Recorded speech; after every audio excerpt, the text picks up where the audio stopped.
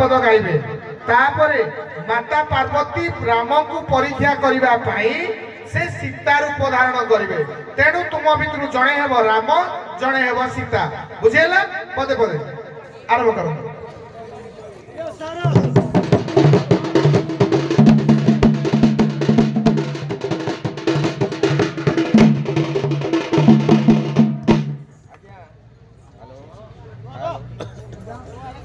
सखी मैंने जाओ देवी देवी पार्वती आ सखी मैंने जाओ कारण या पर गोपी नाविक अच्छे तो से छाटी गला पार्वती हेलो हेलो पार्वती पूछते पुणी सुनो हे शंकर हे सुनो हे शंकर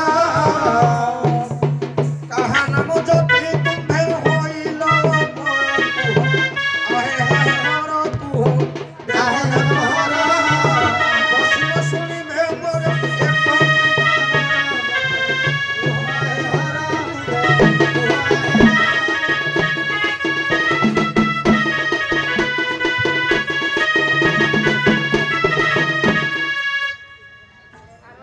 हौ तापर पदना कुंतु एडी पद रखिबे जे उभय कलाकार ध्यान दियंतु ठीक अछि रस आसीबा दरकार सुना सुना गाउरी गपन करी स्थिर एटा कहू रस आबा दरकार श्रृंगार वीर कौमान भूत हास्य भयानक काबी व्यस्त रौद्र शांत स काबी नवर सस्मता एठी आपनर केउ रस आसीबो कोटिए स्वरने पदे परि नेबे आगे देखंतु आर बसी थंती हमर महान गुरुजन हां श्रृंगार वीर कारुण्य भूत हास्य एई गुडी को आज्ञा लिखिछंती हमर किए कहिले द्वितीय भंज गोलेक प्रदान चंद्र मु मिछ कहउतले विषय कहि परिबे द्वितीय भंज गोलेक प्रदान चंद्र लिखिछंती शिवंकर नवरस किंतु एई पार्वती एवं रामंकर सेइथिरो गोटिए रस आनिबे केउ रसटा आपण आनिबे सेई हिसाब रे करो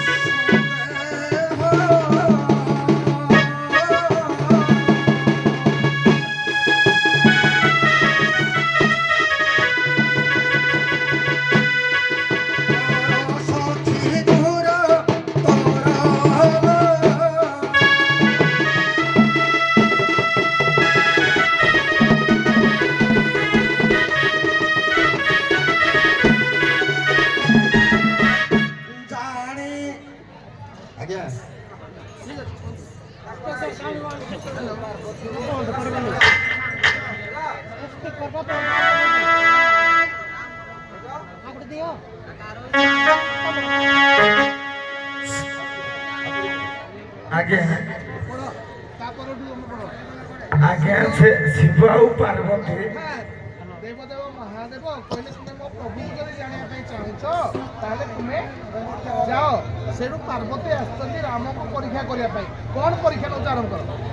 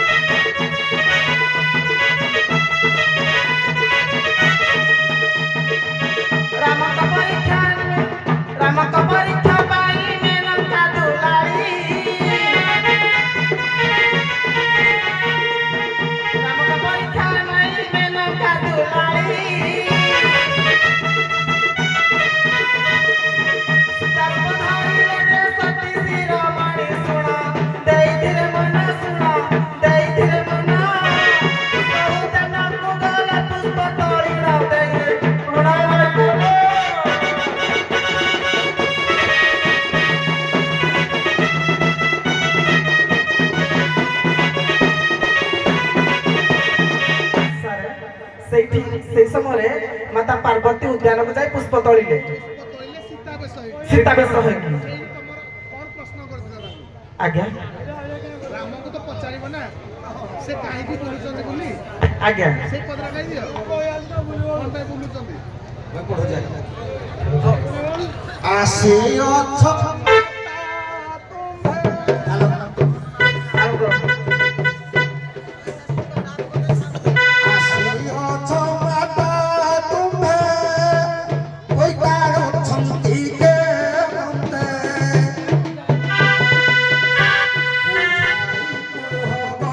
ମାତା କେଉଁ କାରଣେ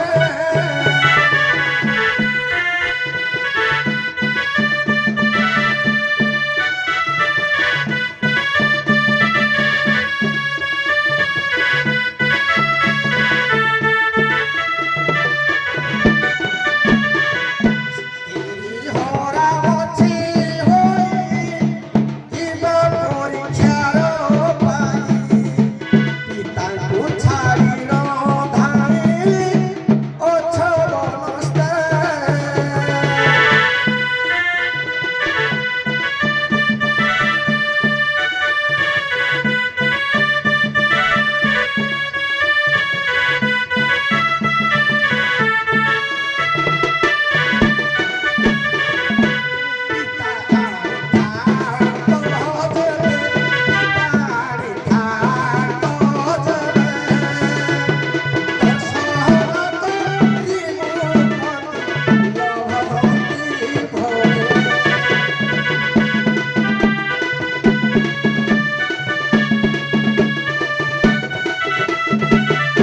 ତେଣୁ ଯେ ଲଜ୍ଜିତ ହୋଇ ଗିରିରାଜଙ୍କ ତନଇ ଫେରିଲେ ଆପଣା ଦେଶ କୈଳାସପୁର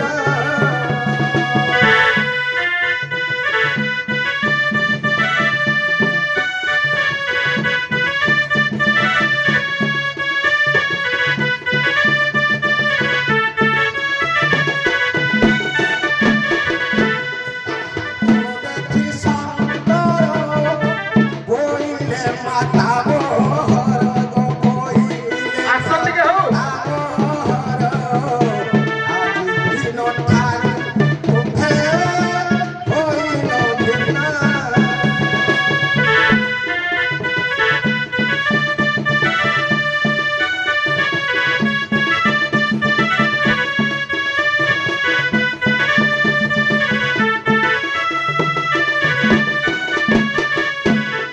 ମନ୍ଦିର ବାହାରେ ରହିଲ ମନ୍ଦିର ବାହାରେ ରହିଲ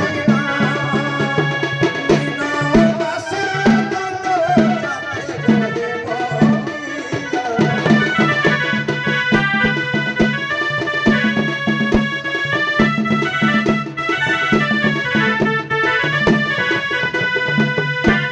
ଦେବଦେବ ମହାଦେବ କହିଲେ ବୁଝିହେଲା? ତୁମେ ଆଜିଠାରୁ ପଦା ମନ୍ଦିର ବାହାରେ ରହିବ।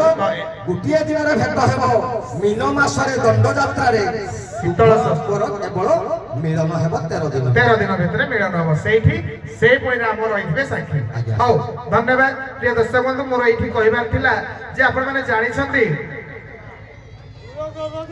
ଆପଣମାନେ ଜାଣିଥିବେ ଯେ ଦେବଦେବ ମହାଦେବ ପାର୍ବତୀ ଗୋଟିଏ ଜାଗାରେ ପୂଜା ପାଆନ୍ତିନି, ତାଙ୍କ ମନ୍ଦିର ଅଲଗା ହେଇଥାଏ। ରାମ ସୀତା ଲକ୍ଷ୍ମୀ ନାରାୟଣ ତ ସେଇଥିପାଇଁ ବୋଲି ଶିବ ମନ୍ଦିରରେ ମାତା ପାର୍ବତୀ ଅଲଗା ପୂଜା ପାଆନ୍ତି, ଶିବ ମନ୍ଦିର ତାଙ୍କ ମନ୍ଦିର ଭିତରେ ଲିଙ୍ଗ ଆକାରରେ ପୂଜା ପାଆନ୍ତି। ତ ଏଇ କାରଣ ଥିଲା। ତ ସମୟ ନାହିଁ, ଆଉ ଆଗକୁ ମନେ ନେବା ଏଇଠି ପ୍ରଶ୍ନୋତ୍ତର କାର୍ଯ୍ୟକ୍ରମ ଦେଇ ଉଭୟ କଳାକାରଙ୍କୁ ଶସ୍ତ୍ରମାନ ବିଦାୟ ଦେବା। ତ ଦେବଦେବ ମହାଦେବ ଆପଣମାନେ କହିବେ ଏହାକୁ ସମ୍ୟକ ଭାବରେ ଭିତ୍ତିପୂର୍ଣ୍ଣ ଭାବରେ ସମ୍ୟକ ବିବରଣୀ ରଖିବେ ଆମର ତତ୍ତ୍ୱବିଦ ପାଲାଗାୟକ ଓଡ଼ିଶାର କଂଗ୍ରେସ ପ୍ରଶଂସାପ୍ରାପ୍ତ ଶ୍ରୀଯୁକ୍ତ ମହାପାତ୍ର ମହୋଦୟ ଆମ ଗଣରେ ଅଛନ୍ତି। ତ ଯେତେବେଳେ ମହାଲକ୍ଷ୍ମୀଙ୍କର ବିବାହ ହେଇଥିଲା, ମହାଲକ୍ଷ୍ମୀ ପୁରାଣ ହରିଦାସଙ୍କ ଲେଖା, ମହାଲକ୍ଷ୍ମୀ ପୁରାଣରେ ମହାଲକ୍ଷ୍ମୀଙ୍କ ସ୍ୱୟଂବରରେ ଯେଉଁ ସ୍ତମ୍ଭ କରାଯାଇଥିଲା, ବହୁତ ସମୟ ସବୁ ଲୋକ ସେ ସ୍ତମ୍ଭର ଉଚ୍ଚତା କେତେ ଏଇ କଥା ବି ଶିବ ପାର୍ବତୀ କହିଛନ୍ତି। ଆଜ୍ଞା ଆଜ୍ଞା ତ ଆପଣ ମାନେ କହିବେ ସେଇ ସ୍ତମ୍ଭର ଉଚ୍ଚତା କେତେ? ଆଜ୍ଞା ଲକ୍ଷ୍ମୀ ପୁରାଣ ମୁଁ ଆଜ୍ଞା ବିଷୟ ଶିଖିଛି 12 କାଳ ମଣି ସ୍ତମ୍ଭ ବସିଛି ପବନା ବଳି ଯେ ଚକ୍ର ରହିଛି ମୃଗ ଏକ ଅଛି ତାର ଉପର ବାମ ପାଦ ବିଧେବ ସର ଧନ୍ୟବାଦ। ବାମ ପାଦେ ଯାଇ ସର ମୃଗ କର୍ଣ୍ଣ ଢାକି ସର ଯାଇ କରି ଯାହା ହଉ। ଆମ ଚକ୍ଷୁ ଫୁଟାଇବ ତାର ଯାହା ହଉ ଆପଣମାନଙ୍କର ଏଇ ମହାଲକ୍ଷ୍ମୀଙ୍କର ପର୍ବ ହିସାବରେ ତାଙ୍କର ପୁରା ପଦଟାକୁ ଆବୃତ୍ତି କରିଯାଇଛନ୍ତି ଧନ୍ୟବାଦ। ତ ସେଇ ଗୋଟିଏ ପ୍ରଶ୍ନ ଉଭୟଙ୍କ ପାଇଁ ଏଇଥିରେ ଏକମତ ତ?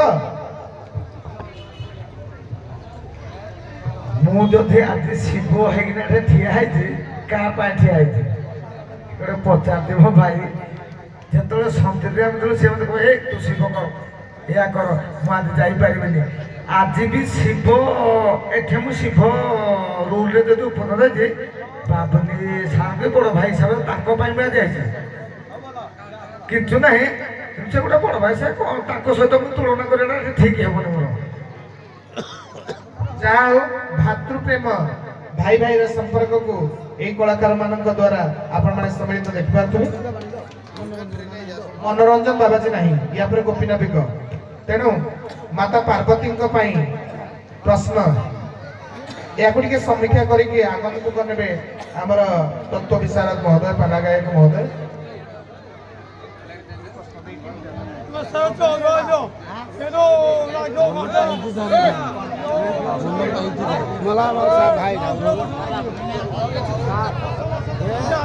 ସାରେ ସାରେ ଆଉନି ସାରେ ସାରେ ସାରେ ଆଉ 100 ମିଶିବ 100 ପାଇଲେ ଆଉ 100 ମିଶିବ ଧନ୍ୟବାଦ। 100 ମିଶିବ ଦୁର୍ଗା ଯାହା ହଉ। 100 ମିଶିବ ଦୁଇ ପାର୍ବତୀଙ୍କୁ ଗୋଟିଏ ପ୍ରଶ୍ନ ପଚାରିବି ଦିଟା ପ୍ରଶ୍ନ ପାଇଁ ସମୟ ନାହିଁ। ମାନସପୁତ୍ର ଗଜାନନ ଯେତେବେଳେ ମୃତ୍ୟୁଞ୍ଜୟ ମହାଦେବଙ୍କ ସହିତ ଯୁଦ୍ଧ କଲେ ମାତୃଶକ୍ତିର ପରାକାଷ୍ଠା ଦେଖେଇ ମାଙ୍କ ଠାରୁ ଶକ୍ତି ଦେଇ ଶିବଙ୍କ ସହିତ ଯୁଦ୍ଧ କଲେ ଅଗ୍ରପୂଜ୍ୟ ଗଜାନନ। ମା ପାର୍ବତୀଙ୍କର ଦେହରୁ ଯେଉଁ ଦୁଇ ଶକ୍ତି ଗଣେଶଙ୍କୁ ମା ପାର୍ବତୀ ପ୍ରଦାନ କଲେ ପାର୍ବତୀଙ୍କର ସେଇ ଅଙ୍ଗରୁ ନିର୍ଗତ ହୋଇଥିବା ଦୁଇ ମହାଶକ୍ତିର ନାମ କଣ? ପ୍ରଥମେ ଗଣେଶ ଶିବଙ୍କ ସହିତ ଯୁଦ୍ଧ କଲେ ଦ୍ୱାର ଦେଶରେ ଗଜାନନ ରହିଥିଲେ ଯଷ୍ଟି ଧରି ପାର୍ବତୀ ତପସ୍ୟା କରିଥିଲେ। ଯେତେବେଳେ ଶିବ ପାର୍ବତୀଙ୍କୁ ଦର୍ଶନ କରିବା ପାଇଁ ଆସିଲେ ଦ୍ୱାର ଛାଡ଼ିଲେନି ଗଣେଶ ବାପ ପୁଅ ଭିତରେ ଯୁଦ୍ଧ ହେଲା ମାତୃଶକ୍ତି ନେଇ ଗଜାନନ ଶିବଙ୍କୁ ପରାସ୍ତ କଲେ। ଯେଉଁ ମା ପାର୍ବତୀ ଶକ୍ତି ଦେଲେ ତାଙ୍କ ଦେହକୁ ସେ ଦୁଇ ମହାଶକ୍ତିର ନାଁ କଣ? ଆଜ୍ଞା ଦୁଇଟି ଶକ୍ତିର ନାଁ ବାହୁଶାଳିନୀ ବଜ୍ରବାହୁ ଶାଳିନୀ। ଆଜ୍ଞା ବାହୁଶାଳିନୀ ଗୋଟେ ଆଉ ଗୋଟେ ସାର୍ ମୁଁ ଜାଣିନି କିନ୍ତୁ ବାହୁଶାଳିନୀ ଗୋଟେ ତାକୁ ଟିକେ ଠିକ ବାଟକୁ ଆଣିପାରିଲନି। ବହୁ ମୁଖା ଅସଂଖ୍ୟ ବାହୁଶାଳୀ ବହୁ ମୁଖା ଅସଂଖ୍ୟ ବାହୁଶାଳୀ। ଧନ୍ୟବାଦ। ଟିକେ ବ୍ୟତିକ୍ରମ